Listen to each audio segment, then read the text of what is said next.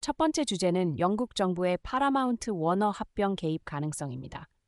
영국 문화장관 리사 낸디가 파라마운트가 스카이댄스 인수를 통해 워너브라더스 디스커버리를 인수하려는 거래에 대해 개입할 의향 Minded to Intervene을 통지했고 채널5, TNT 스포츠, CNN 인터내셔널, 패라마우스, HBO 맥스 등 영국 내 미디어 스트리밍 영향이 집중될 수 있다는 언론 다양성 우려를 제기했습니다.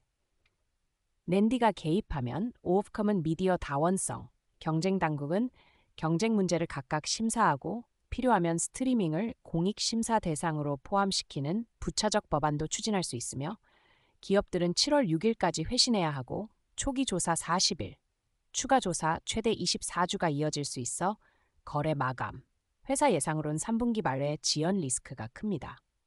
미국 연방은 승인했지만 주초 검찰의 소송 검토가 남아있고 이유는 구제책 수용 시 승인 가능성이 보인다는 보도도 있어 영국의 개입 의사는 이번 딜의 중요한 리스크로 작용합니다.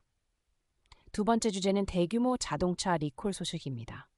포드는 미국에서 총 41,109대 차량을 리콜한다고 NHT가 발표했는데 대상은 특정 연식의 내비게이터 엑스페리언, 에판, 링컨 에이비에이터와 2021년형 애플의 워콤으로 변속기 결함으로 파킹 시스템이 손상돼 차량이 굴러갈 수 있는 롤어웨이 위험이 있어 딜러에서 소프트웨어 업데이트와 변속기 부품 점검 교체를 실시합니다.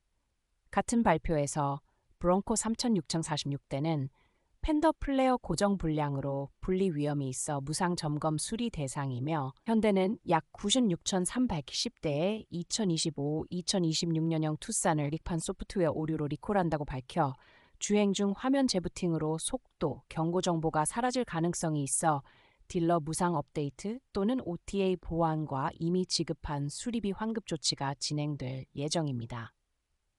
세 번째 주제는 우버와 웨이모의 피닉스 로보택시 파일럿 종료입니다. 두 회사는 애리조나 피닉스에서 소규모로 운영하던 로보택시 파일럿을 종료하기로 했고 파일럿에 투입되던 웨이모 차량들은 피닉스에서 계속 운용되며 일부는 도어대시 등 자율배송에 투입되거나 웨이모 자체 플릿으로 재통합되어 웨이모 앱을 통해 이용 가능해졌습니다. 웨이모는 미국에서 약 4,000대 규모의 자율차를 운영 중이고 오스틴 애틀랜타에서는 여전히 우버 독점으로 웨이모 차량을 제공하며 우버는 피닉스에서 다른 자율주행 업체와의 새 파트너십을 준비 중이라고 밝혔습니다.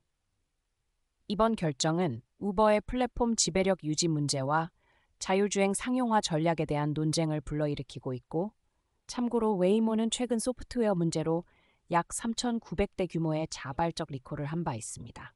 네 번째 주제는 시장의 모멘텀과 규제 기술권 변동성 소식입니다. 방산, 드론, 우주 관련 종목이 강세를 보이는데 에로바이런먼트는 분기 매출이 작년보다 2배 이상 늘어난 6억 4,200만 달러, 수주 잔고는 약 12억 달러로 65% 증가하며 주가가 실적 발표 후 21% 급등했고 미 국방부가 2027년 드론 예산으로 750억 달러를 요청하는 등 정부 예산 확대가 뒷받침되고 있습니다. 반도체 기술주는 실적에 따른 급등락이 이어져 마이크론이 신고점 직후 급락하는 등 변동성이 큰 가운데 반도체 ETF는 강세를 보였고 스페이스X 옵션의 콜 수요가 몰리는 등 우주 스페이스 테마로의 재투자 흐름도 포착됩니다. 다만 밸류에이션 측면의 경고 신호도 뚜렷해 부웨이 버블 지표와 바펫 지표, S&P 500의 PS 비율이 장기 평균을 크게 웃돌아 일부 과열 우려가 병존하는 혼재된 시장 상태입니다. 다섯 번째 주제는 미국 대법원의 주요 판결들입니다.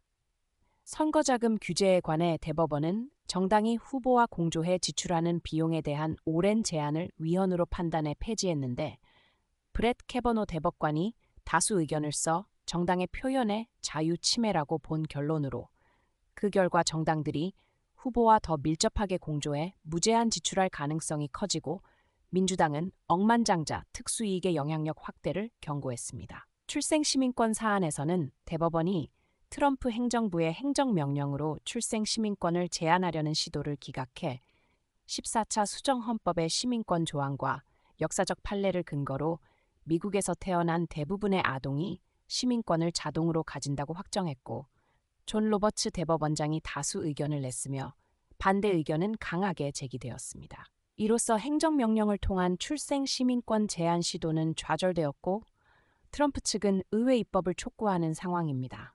여섯 번째 주제는 메디케어의 GLP-1 비만 치료제 보장 시작, 이른바 브리즈 프로그램입니다. 메디케어는 시범 프로그램으로 65세 이상 등 가입자가 GLP-1 계열 비만 치료제를 월 $50 정액 코페이로 처방받을 수 있게 했고, 대상은 BMI 35 이상이거나 낮더라도 전 당뇨, 심근경색, 뇌졸중 등 관련 질환이 있는 경우로 노보의 웨고비릴리의 젬바운도, 파운데요 등 비만 적응증 약제가 포함됩니다.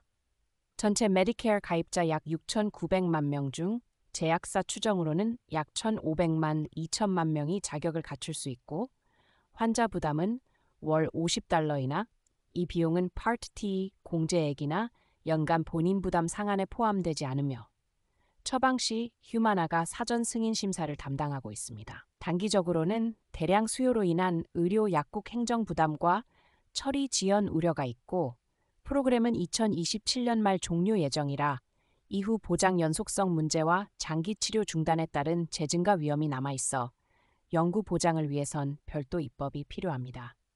일곱 번째 주제는 중국 제조업의 회복 신호입니다. 6월 중국 제조업 PMI가 50.3으로 5월에 50.0보다 상승하며 확장 구간으로 복귀했고, 비제조업 50.2, 종합 50.6으로 소폭 개선됐으며 신주문지수 51.2, 생산지수 51.4로 주문과 생산 모두 확장세를 시사합니다.